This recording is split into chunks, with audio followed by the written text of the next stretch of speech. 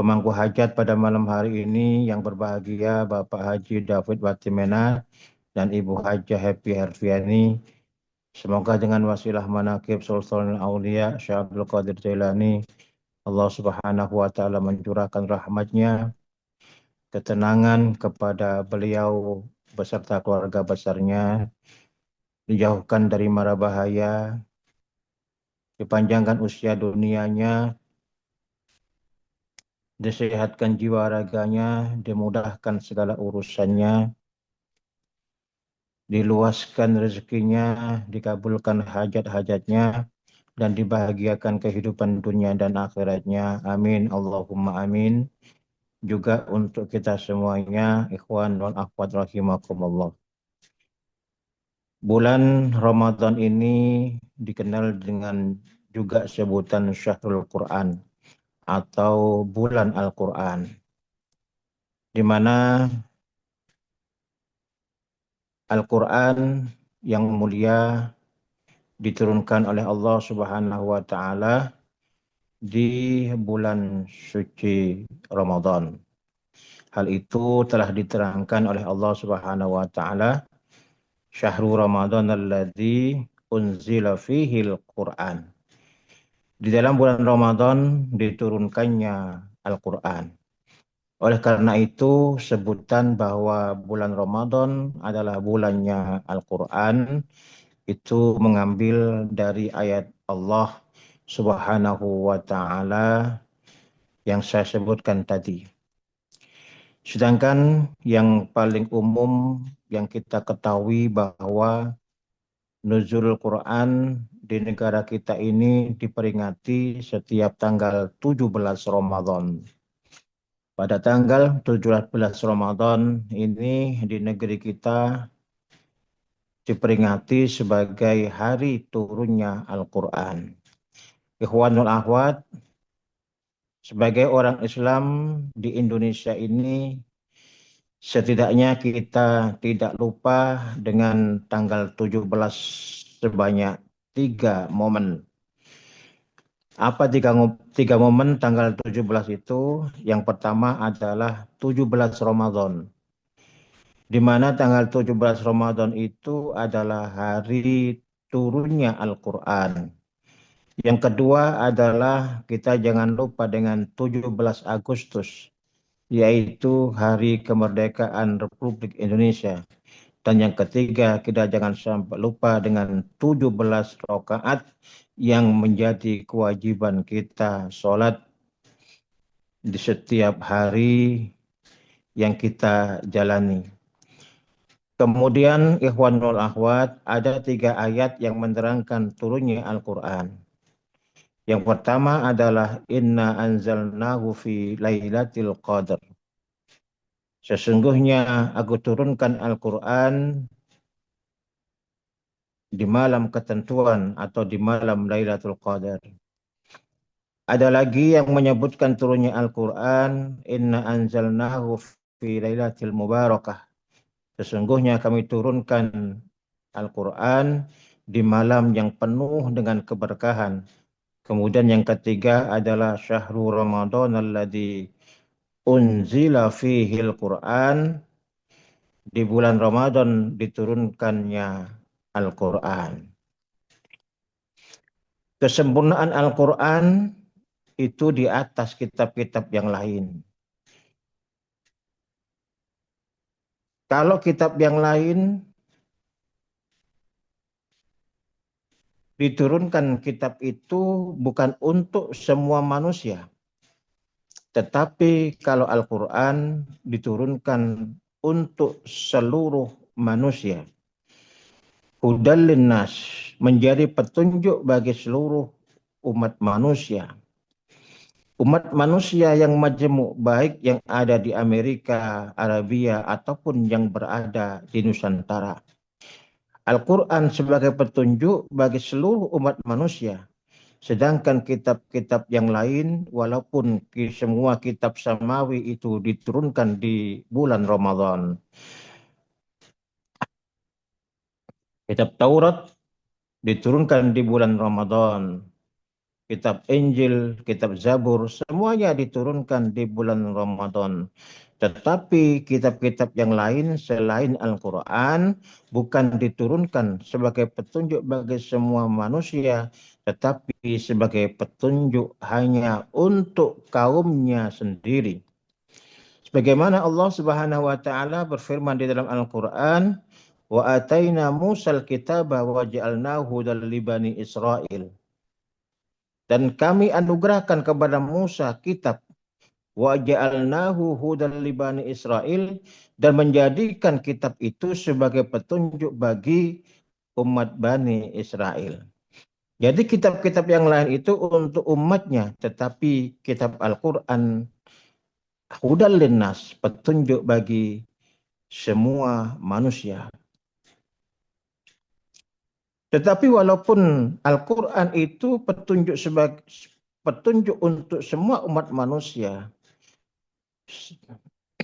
tetapi tidak semua manusia mau mengikuti petunjuk Al-Quran. Kalau Al-Quran itu sebagai petunjuk untuk manusia, sedangkan manusia tidak mau atas petunjuk Al-Quran, berarti kalau manusia tidak sesuai Al-Quran, berarti bukan manusia lagi. Bisa dikatakan itu sebagai hewan. Ya.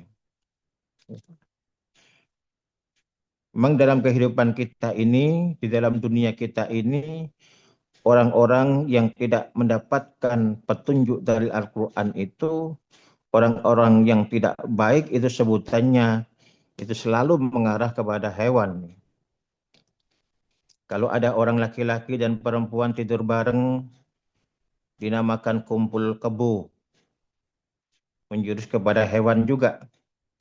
Ada orang laki-laki yang gagah, kalau kencing berdiri, itu diibaratkan seperti jaran atau kuda. Kalau ada perempuan keluyuran malam-malam menawarkan diri, itu dinamakan kupu-kupu malam. Binatang juga. Ada orang wak kaji dan tendir uang dinamakan lintah darat. Hewan juga. Kalau suka mengganggu orang perempuan dinamakan buaya darat. Binatang juga.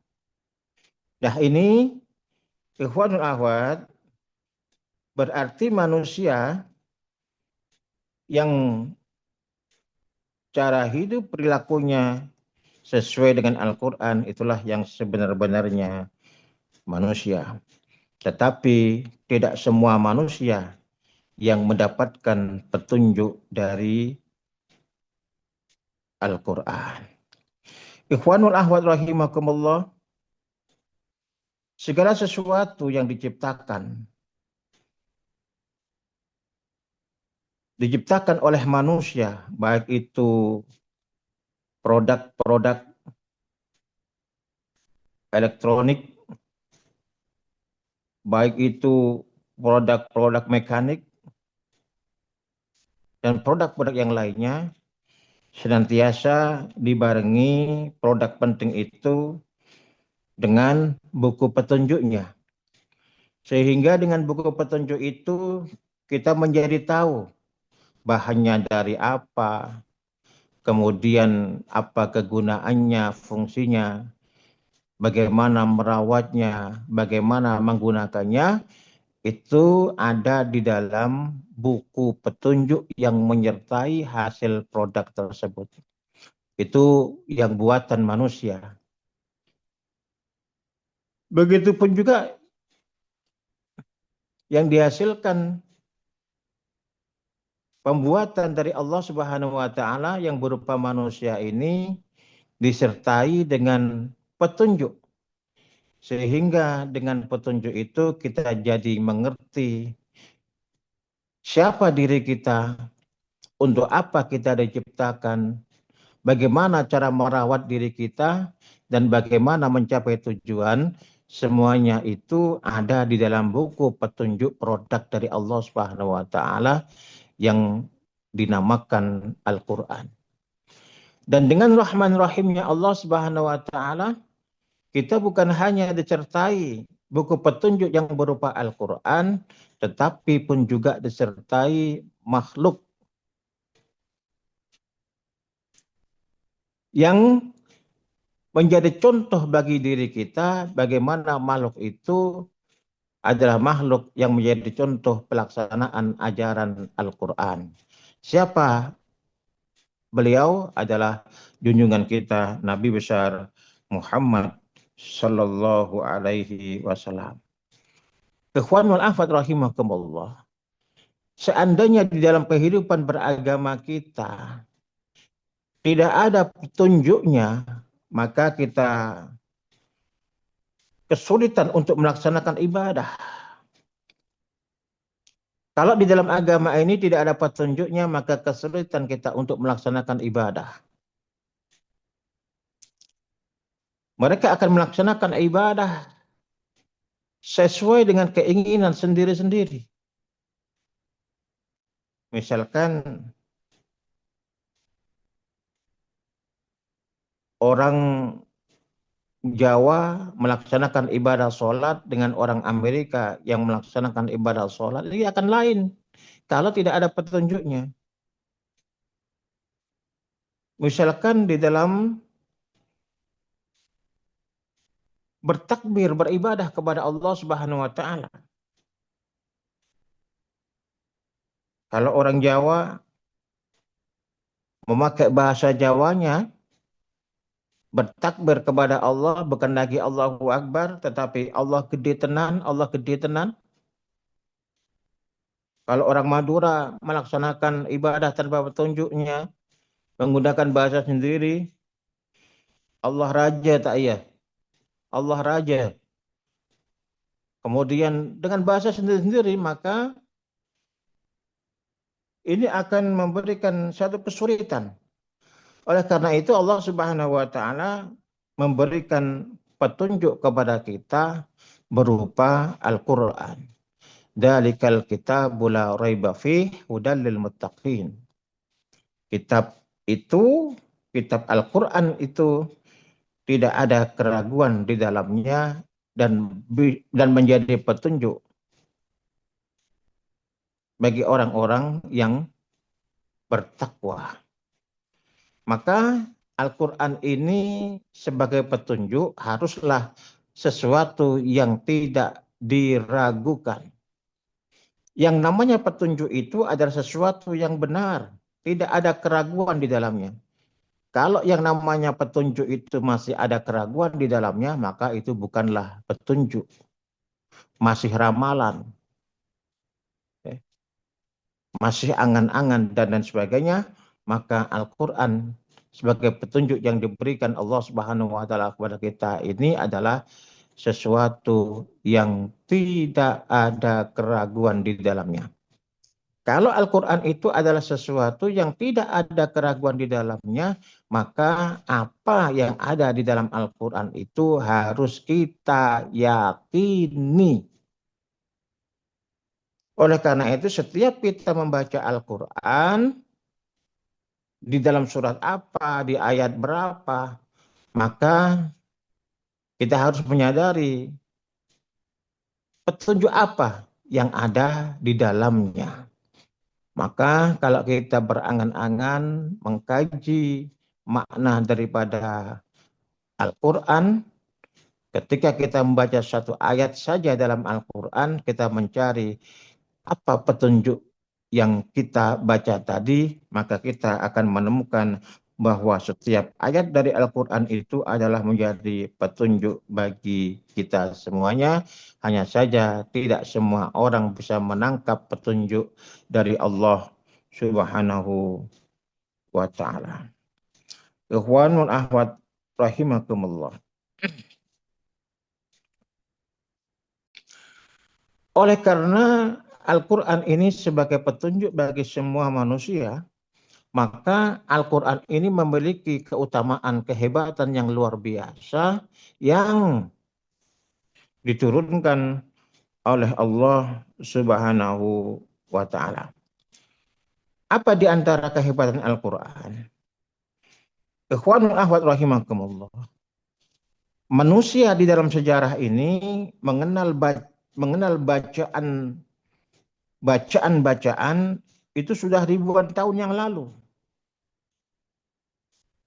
Sudah banyak bacaan yang beredar, jutaan bacaan yang beredar. Tetapi keagungan Al-Quran, walaupun yang membaca itu tidak mengerti artinya, tetap saja dibaca berkali-kali. Selain Al-Quran, misalkan kita membaca sebuah buku bacaan, di mana buku bacaan itu kita baca, tetapi kita tidak tahu maknanya. Kira-kira kita baca berkali-kali atau tidak? Tidak akan kita baca lagi. Tetapi Al-Quran, walaupun tidak kita mengerti, banyak sekali miliaran orang membaca Al-Quran, walaupun yang baca itu tidak mengerti maknanya, yang membaca itu berkali-kali. Dan ini menunjukkan bahwa Al-Quran memang luar biasa, lain dengan bacaan-bacaan yang lainnya. Yang kedua, kehebatan Al-Quran adalah tidak ada yang cara bacanya diatur.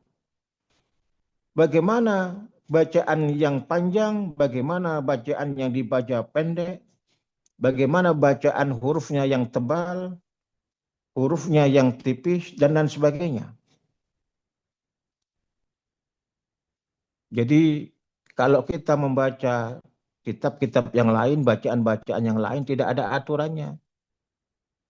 Dan kehebatan Al-Quran ada aturannya, mana huruf yang dibaca panjang, mana huruf yang dibaca pendek, mana huruf yang tebal, mana huruf yang tipis, dan lain sebagainya. Ini adalah merupakan salah satu kehebatan Al-Quran. Kemudian yang ketiga, tidak ada bacaan setebal Al-Quran yang dihafalkan oleh jutaan orang. Luar biasa. Al-Quran dibaca, dihafalkan oleh banyak orang. Di Gresik ini ada sebuah kampung, ya, sebuah desa di mana terdapat di Kecamatan Bungah, Kabupaten Gresik. Itu terkenal ada sebuah desa dikenal sebagai desa Al-Quran.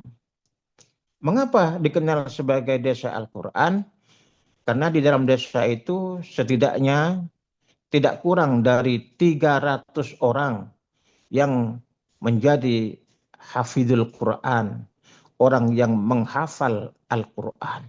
Satu desa lebih dari 300 orang yang hafal Al-Quran.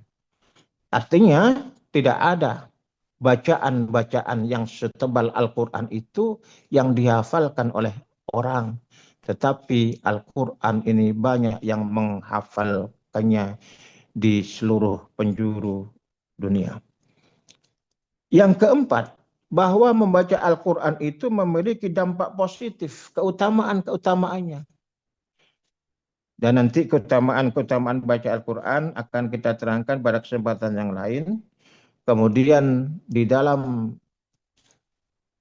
struktur ayat Al-Quran itu banyak sekali terdapat keseimbangan makna dan keakuratannya.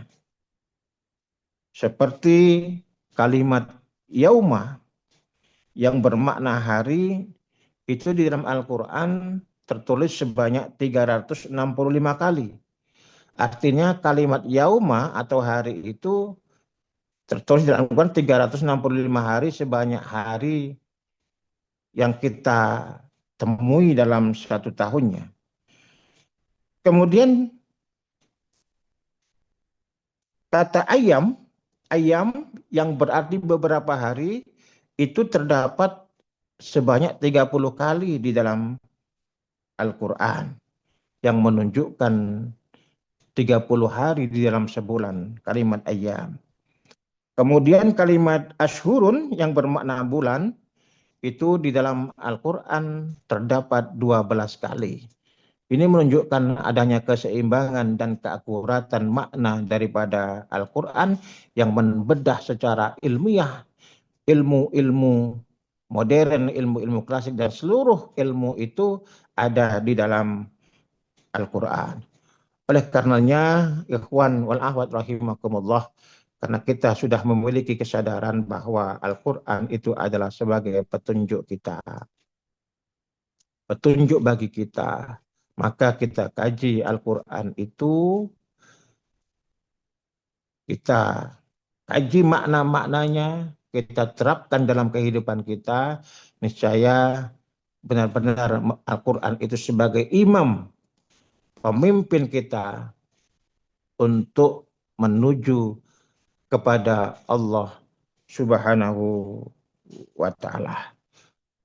Jangan kita meninggalkan Al-Quran sebagaimana yang dicontohkan oleh guru agung kita. Beliau pengersa Aba Aos tidak meninggalkan Al-Quran. Bahkan di setiap bertemu dengan murid-muridnya yang sohbah kepada beliau, selalu dalam keterangan-keterangan beliau, beliau mengambil Al-Quran, membukanya, disampaikan kepada murid-muridnya. Ikhwanul Ahwat adalah anugerah yang besar bagi kita. Pengersa guru agung kita, Aba Aos, telah memberikan petunjuk kepada kita.